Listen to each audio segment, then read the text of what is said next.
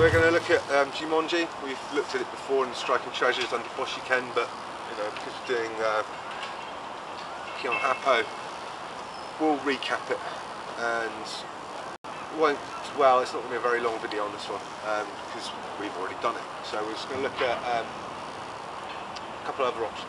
So,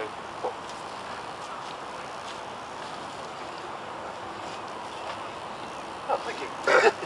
Right, okay, so Jumongi. If you look up in Kami and you're prone to looking at the web too much, don't. But if you do, then you'll see Jumongi done as probably Jumongi, Jumongi Tai, Jumongi Kumite. Horses for courses. It's the cross hands, it's the important bit. I have also heard it mentioned that with this you have to have a gap. The first instructor said I had to have a gap because you can get your hands trapped, which, yeah, that's bollocks. Sorry, no, it's not true. My third instructor, he was a bit more pragmatic, and he always has his hands together. And to be quite honest, I couldn't see him being trapped. If I tried it, would get probably quite pummeled. But anyway, so horses for courses. I'm used to personally having a bit of a gap. Yeah, this is just how I am. I'm not too bothered for a touch. I'm not too bothered if someone tries trapping me with them. Bring it on. So here, now, with Jumongi, important key points. The ball is going to be hitting to my head, so he needs to be presented with a target. Jumongi isn't done here. Yeah, exactly. And it's not done here. It's here. It's almost, and works very well, almost as a boxing stance, but with your shoulder turned in. Okay, so I'm not here, it's turning here. I give a slight lean forward. So, the main reason for this slight lean forward is quite important. If ball's going for my head, that's cool, I'm not even there. I just sink back into this bottom leg. And now, he's giving me his hand. Ooh, nice, thank you. Yeah, and I can now lock that job if I want to.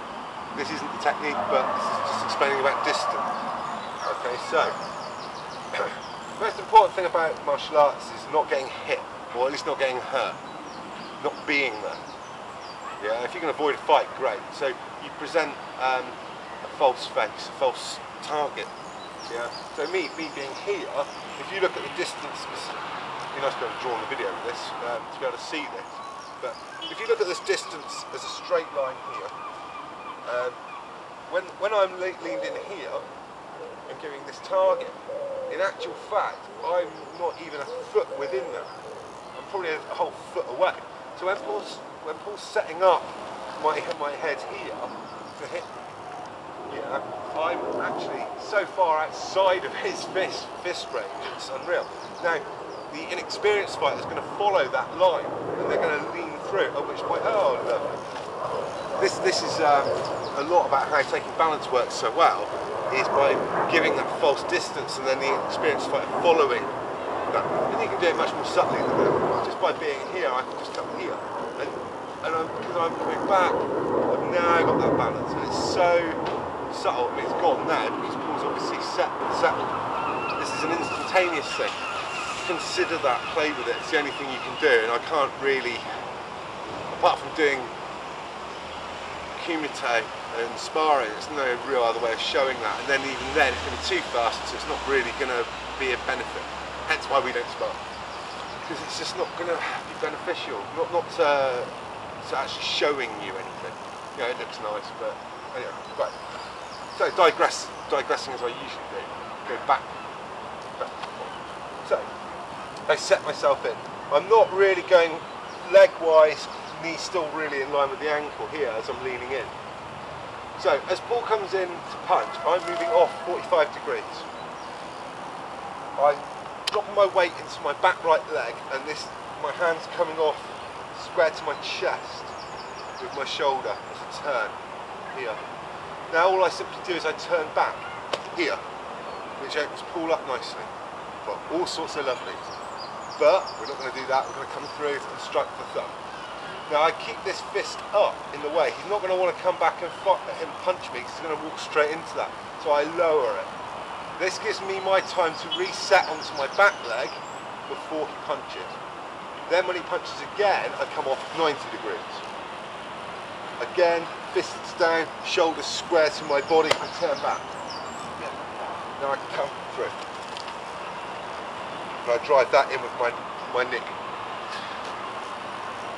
So, okay, let's just look at this properly and see why we do it.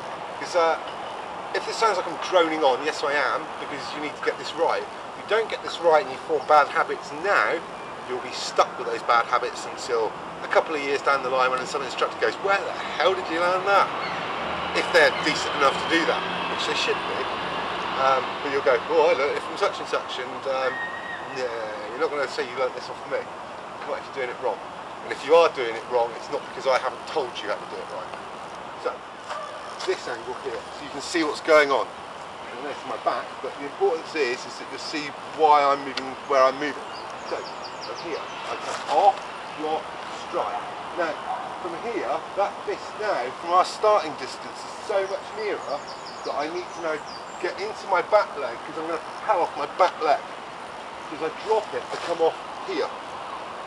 So I'm nice down low at this point, and I've got an awful lot of string in this leg to be able to then come up. So in all actuality, that strike, if I connected it, would have set Paul's arm right back and over, and he'd probably be over. Caught me just under. So as I've come up, now I drive that down with that knee in through the arm, down through the side of the pec. Down he goes. So if you try doing it, we'll just do it very slowly. So if you try doing this, so if I try coming here and I've done my strike and I try just going back 45 degrees, I'm not going to do it.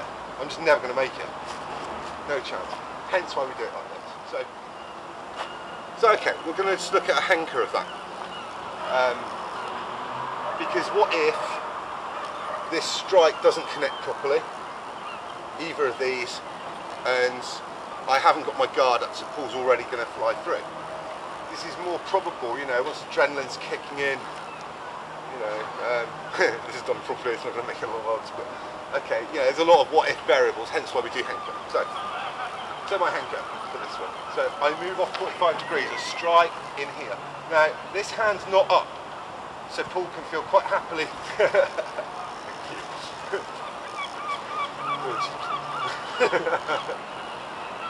So, I block, strike. Now as Paul comes through, I bring that one up and through. Well, that's okay, I'm not going to block this now, and I'm not going to attempt to. Because some people might go, oh my god, I'm going to block it, I'm going to block it. No. Now I can start straightening the leg out, and I can control.